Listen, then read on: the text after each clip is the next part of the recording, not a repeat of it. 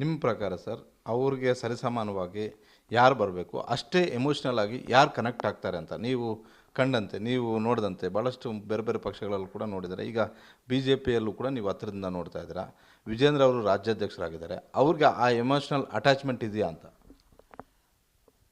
ಯಡಿಯೂರಪ್ಪನವ್ರಿಗೆ ಸಹಜವಾಗಿ ಯಡಿಯೂರಪ್ಪನವ್ರಿಗೆ ಹಾಗೂ ಅವ್ರ ಮಗನಾದ ಆ, ವಿಜೇಂದ್ರ ಅವ್ರಿಗೆ ನಾವು ಕಂಪೇರ್ ಮಾಡೋಕ್ಕಾಗಲ್ಲ. ಯಡಿಯೂರಪ್ಪನವರಿಂದ ದೀರ್ಘಕಾಲದ ಒಂದು ಅನುಭವ ಇದೆ. ವಿಜೇಂದ್ರ ಅವರು first time M L A ಆದರೂ ಕೂಡ ಪಕ್ಷ ಐಡೆಂಟಿಫೈ ಮಾಡಿ ಅವರನ್ನು ಆ ಒಂದು ರಾಜ್ಯಾಧ್ಯಕ್ಷ ಸ್ಥಾನ ಕೊಟ್ಟಿದೆ ಅಂದರೆ ಅದರ ಅರ್ಥ ಅವ್ರಿಗೆ ಅರ್ಹತೆ ಇದೆ ಅನ್ನೋದಂತೂ ಸ್ಪಷ್ಟ ಆಯಿತು.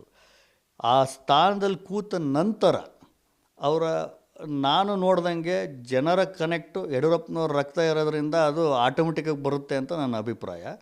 ಆದರೆ ನಾನು ಹತ್ತಿರದಿಂದ ನೋಡಿದೆ ಪ್ರೆಗ್ಮ್ಯಾಟಿಕ್ ವ್ಯೂವಲ್ಲಿ ಅವರು ಭಾಳ ವರ್ಷದಿಂದ ನನ್ನ ಸಂಪರ್ಕದಲ್ಲಿದ್ದಾರೆ ಅನ್ನುವಂಥ ಬಯಾಸ್ಡ್ ಒಪಿನಿಯನ್ ಅಲ್ಲ.